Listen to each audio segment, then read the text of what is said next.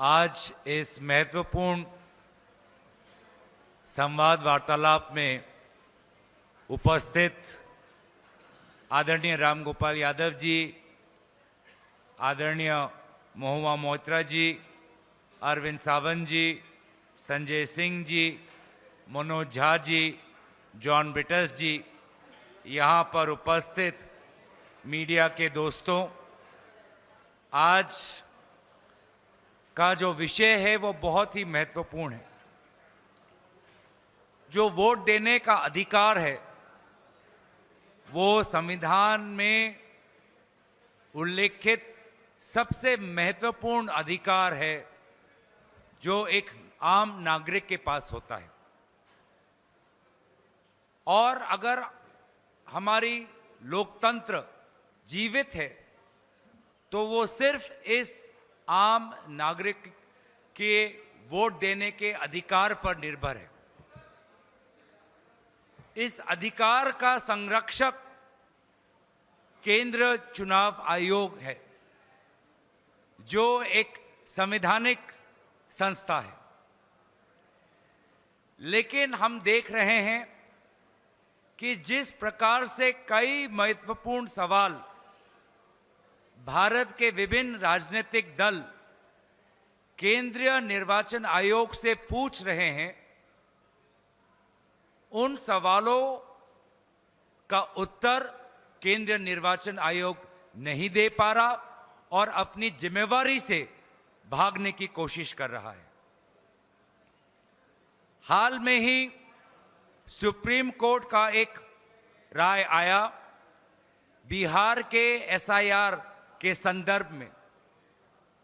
उस राय में केंद्रीय चुनाव आयोग ने जितने भी बात रखे, सारे महत्वपूर्ण बातों को सुप्रीम कोर्ट ने नकारा। इसके बावजूद भी कल जो प्रेस वार्तालाप हमने देखा चीफ इलेक्शन कमिश्नर का, जिसमें उनको अपने चुनाव आयोग की कमजोरियां बतानी थी और विपक्ष के जायज सवालों का उत्तर देना था, उत्तर देने के बावजूद या उत्तर देने के विपरीत उन्होंने कल अपने प्रेस वार्तालाप में राजनीतिक दलों पर सवाल उठाया और एक प्रकार से राजनीतिक दलों पर आक्रमण किया।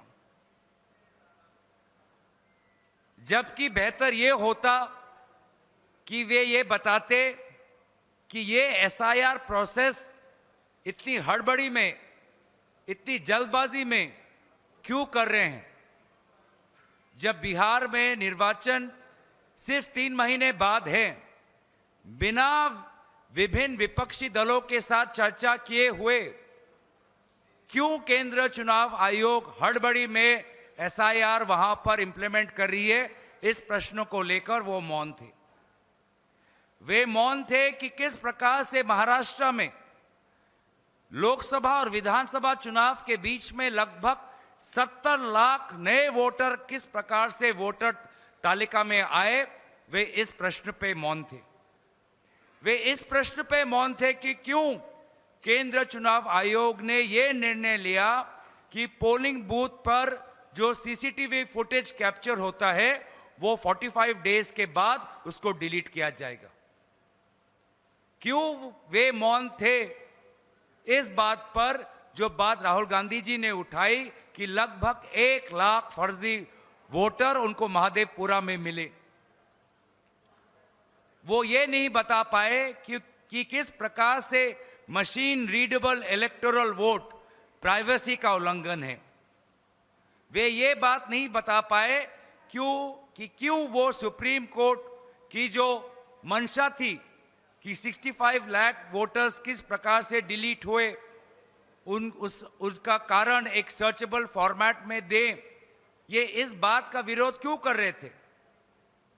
क्यों आखिर वे आधार एक वोटर आइडेंटिटी के प्रमाण के खिलाफ थे। पहले तो उन्होंने एक प्रेस नोट के द्वारा बहुत से सवालों का उत्तर देने की कोशिश की।